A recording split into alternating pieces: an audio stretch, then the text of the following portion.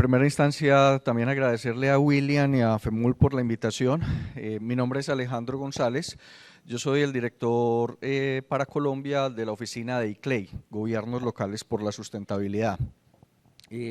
Primero, en un par de minutos, contarles quiénes somos, cómo trabajamos, para compartir con ustedes algunas experiencias que hemos tenido a propósito del tema de nuestro panel, digámoslo como de todas estas estrategias de cooperación a escala municipal y además en particular con los temas de cambio climático, ¿cierto? Completamente además de acuerdo con las intervenciones anteriores, yo quisiera antes hacer una pequeña cuña con respecto a lo que dijo Xavier del tema de la cooperación catalana. Yo vengo de Medellín, Colombia, y he visto en carne propia directamente, digamos, los beneficios de esa cooperación, de ese hermanamiento, del proceso, no solamente de proyectos puntuales, sino de los procesos, porque han permitido, digamos, una presencia y un trabajo continuo entre estas dos ciudades, Barcelona y Medellín, y yo creo que hay un camino por seguir aprendiendo de cómo fortalecer ese tipo de lazos para que muchas más ciudades puedan hacerlo, no solamente con ciudades europeas, sino también entre nuestras mismas ciudades latinoamericanas. Yo creo que ahí hay muchas cosas todavía por aprender. ¿Qué es ICLEI? Para los que no nos conocen, ICLEI es una red global de gobiernos locales y subnacionales que trabajan por la sustentabilidad.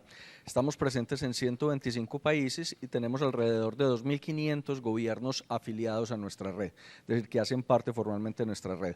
Aquí en Sudamérica tenemos alrededor, ya estamos llegando a los 150 asociados. Y eso lo podemos hacer porque tenemos 27 oficinas a lo largo de todo el mundo. Nuestra oficina central está en Bonn, Alemania, pero aquí en Latinoamérica tenemos dos oficinas centrales, perdón, se me pasó. Dos oficinas centrales, una en México que cubre toda Centroamérica y nuestra oficina central en Sao Paulo que cubre Suramérica, pero tenemos otras dos oficinas adicionales, una en Rosario, Argentina, que cubre el cono sur, Argentina, Paraguay, Uruguay y Chile, y nuestra oficina en Colombia, de la que nos encargamos de toda la región andina, Bolivia, Perú, Ecuador, Colombia y esperamos a partir de este año también Venezuela. ¿Cómo es nuestra visión y en particular frente a nuestros municipios, nuestras ciudades? Y cuando hablamos de ciudades no solamente hablamos de las grandes ciudades capitales, sino en todas las escalas, pues venimos de una visión tradicional del desarrollo urbano, ¿cierto? Que está preocupada o centrada sus preocupaciones en las vías, en los vehículos particulares, en mover personas, en la expansión territorial, en usos del suelo segmentados, en espacios privados o en cosas tan sencillas alrededor de los servicios públicos como recoger y transportar basura, ¿cierto? Esa es la lógica, digámoslo, de una visión tradicional del desarrollo urbano. Y nosotros lo que trabajamos permanentemente es por tratar de permear esos asuntos clásicos con nuevas visiones, digamos, lo que permitan, por supuesto, avanzar hacia la sustentabilidad de nuestros territorios. Aspectos como el bajo carbono, que nuestro desarrollo esté basado en la naturaleza, la protección de la biodiversidad, enfocado y centrado en las personas, que sea resiliente y que sea circular. Esos son nuestros 5 caminos, es lo que nosotros hacemos a lo largo de todo el mundo con todos nuestros asociados, por supuesto con las particularidades de cada uno de los territorios. O sea, la forma en la que nosotros nos relacionamos con la biodiversidad es completamente diferente a como lo hacen en África o en el sudeste asiático. Entonces, claro que digámoslo, está esto contextualizado a cada lugar y por eso además quienes dirigimos las oficinas en cada país, pues somos de los mismos países, ¿cierto? Para precisamente poder tener un acercamiento y una comprensión mucho más cercana de nuestras realidades. Voy a compartirles 3 instrumentos con algunos ejemplos de ciudades colombianas, pero que también son perfectamente aplicables y de hecho muchos los hemos aplicado aquí en diferentes municipios de Sudamérica. Simplemente traigo los de Colombia a manera de ejemplo. Y es porque constantemente hay una pregunta de con qué instrumentos contamos para abordar el tema de la transición que requieren nuestros municipios hacia la sustentabilidad y en particular frente a todo el tema de cambio climático. Entonces la primera pregunta es ¿por qué son importantes los municipios y las ciudades frente al cambio climático? Y es porque hoy las ciudades son responsables de cerca del 70% de las emisiones de gases de efecto invernadero. Es decir, la lucha contra el cambio climático y en particular por adaptarnos a ese cambio climático no se va a dar en el escenario nacional.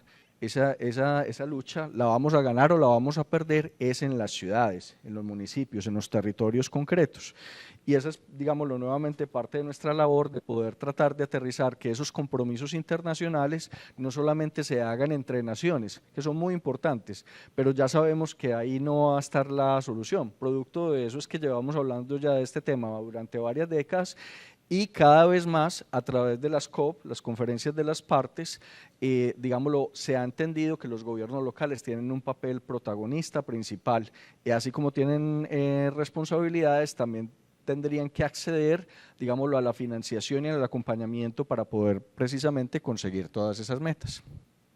Entonces voy a contarles, digámoslo, en el lenguaje internacional hablamos de la conformidad climática, es decir, de la ruta, el camino que debería abordar cualquier municipio, nuevamente, independiente si es una gran ciudad capital, una ciudad intermedia, un municipio pequeño, esta es la ruta que debería seguir, ¿cierto? Entonces voy a ponerles algunos ejemplos de 3 momentos fundamentales en esta conformidad climática, uno frente a la mitigación, otro frente a la adaptación y otros frente a la planificación.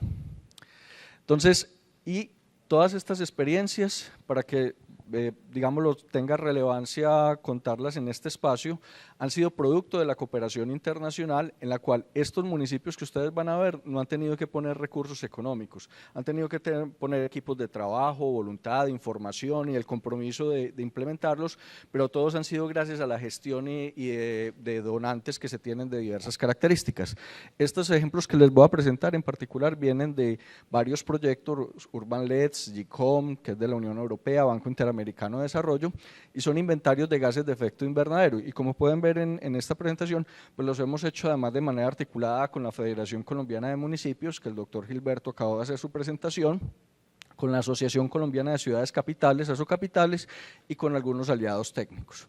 Entonces, esta diapositiva es importante y puse los habitantes de estos municipios para que ustedes vean que estos instrumentos son aplicables a cualquier tipo de escala municipal, desde grandes ciudades hasta pequeñas. Entonces, si ustedes pueden ver en este listado, que a todas les hemos hecho inventarios de gases de efecto invernadero, tenemos ciudades de Colombia tan representativas como Barranquilla, acercándose al 1.000.000 de personas, discúlpenme, pero también tenemos municipios como Tópaga, de 3.877 habitantes.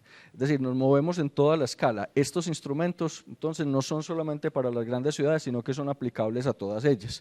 Entonces, miren que ciudades intermedias con un alto crecimiento, ciudades amazónicas como Florencia, es decir, digámoslo, representan, digámoslo, la totalidad, digámoslo, del espectro también de lo que tenemos en nuestra región andina en particular, todos nuestros países. Estos inventarios son, digámoslo, la pieza fundamental para poder construir esa ruta de trabajo hacia el trabajo con el cambio climático, ¿cierto? Aquí no voy a hablar de las cifras, por supuesto, es simplemente para que vean lo diferentes que son las ciudades. O sea, las ciudades se comportan de una manera muy diferente frente a sus emisiones de gases de efecto invernadero. Ciudades, Leticia, que es nuestra capital amazónica en Colombia, evidentemente la mayor generación de gases de efecto invernadero está asociada fundamentalmente al cambio de uso del suelo. En otros términos, deforestación, por ganadería y por actividades ilícitas, ¿cierto? Ahí es donde están centradas las emisiones de una ciudad como esta. Una ciudad, digámoslo, importante dentro de Colombia, Bucaramanga, con casi 700.000 habitantes, miren cómo cambia su matriz completamente. Ya ahí sus emisiones no se dan por la deforestación, sino que se dan por una confluencia de factores de movilidad, de industrias e inclusive de emisiones asociadas a residuos líquidos y a residuos sólidos, ¿cierto? Entonces es completamente diferente la matriz. Otra ciudad, también en el piedemonte llanero colombiano, Yopal, miren también cómo se diversifica esa matriz de inventarios de gases de efecto invernadero. Primera conclusión, entonces, los inventarios de gases de efecto invernadero, digámoslo, son una radiografía muy importante del tipo de municipio que tienes, de sus actividades económicas, de cómo se relaciona con el territorio, y eso te va a permitir realmente tomar una fotografía muy cercana, nuevamente, para definir esa ruta de trabajo. Primero entonces, paquete de instrumentos, inventarios de gases de efecto invernadero. Segundo paquete de instrumentos, mucho más asociado al tema de la adaptación, y este es un instrumento que utilizan todavía muy poco las ciudades y que conocen muy poco, lamentablemente, nuestros alcaldes en todas nuestras regiones, y es muy poderoso, el análisis de riesgo y vulnerabilidad climática. ¿Por qué es tan poderoso este instrumento? Voy a compartirles un proyecto financiado por Reino Unido que estamos desarrollando en 6 ciudades en Colombia, ¿cierto? Que son Yopal, Villavicencio, Pereira, Pasto, Montería y Bucaramanga, también todas de características muy diferentes, y quiero compartirles este instrumento del análisis de riesgo y vulnerabilidad climática porque a grandes rasgos lo que hace este instrumento es comparar variables. Entonces es capaz de compararte, por ejemplo, los niveles de pluviosidad con digámoslo, con tus cultivos, con la generación de alimentación. Es capaz de correlacionar dónde están los temas de inundación en tu municipio con respecto a las infraestructuras educativas, sanitarias, de cualquier tipo que quieras correlacionar. Es decir, te junta variables, digámoslo, meteorológicas, atmosféricas, variables propiamente, digámoslo, ambientales, con posibles afectaciones a infraestructuras o a los elementos que quieras comparar. Los énfasis los puede dar cada uno de los municipios. Entonces es un instrumento muy poderoso porque te da una información, digámoslo, actualizada y que pocas veces encuentra uno en diagnósticos tradicionales. Y lo mejor de esto, ustedes ven mapas muy sofisticados y dirán, pero es que es muy costoso levantar la información. Yo les digo, ya no se requiere levantar información, toda esta información está disponible de manera gratis a través de sistemas satelitales y todo está al libre acceso, no vale un solo peso acceder a esas bases de datos para levantar esta información. O sea, en Colombia nunca hubiéramos tenido esta información de primera mano directamente preguntándole a los municipios o preguntándole a organismos del Estado. No, ya está el acceso y es una información que se puede levantar para cualquiera de nuestros territorios. Entonces miren que, por ejemplo, este mapa, independientemente de la ciudad que sea, correlaciona seguridad alimentaria y riesgo por sequía. Entonces te empieza a definir cuáles son los lugares más sensibles, digámoslo, en función de esos temas. O esta otra, infraestructura y riesgo por inundación. Entonces es una información fundamental para cualquier alcalde, para cualquier equipo de gobierno, secretarios de planeación, secretarios de infraestructura, para cualquier área que ustedes quieran correlacionar, esta información se puede hacer. Lógicamente, este instrumento está diseñado con un énfasis en el tema de cambio climático. Tercer instrumento, entonces, si tenemos un buen inventario de gases de efecto invernadero, tenemos un análisis de riesgo y vulnerabilidad climática, también podemos hacer un plan de acción climática. En realidad estos pasos no tienen que ser secuenciales, pero pues imagínense uno hacer un plan de acción climática sin tener su inventario de gases de efecto invernadero. Y ya les mostré las diferencias tan grandes entre ciudades. Entonces muchas veces a los alcaldes les ofrecen, no, alcalde haga su plan de acción climática, pero no tiene claras sus cifras, no tiene claras cuáles son sus vulnerabilidades. Entonces lo que te van a hacer es un copy-pegue de otros planes, simplemente con una generalidad y no van a atender a las particularidades que tienen cada uno de los territorios.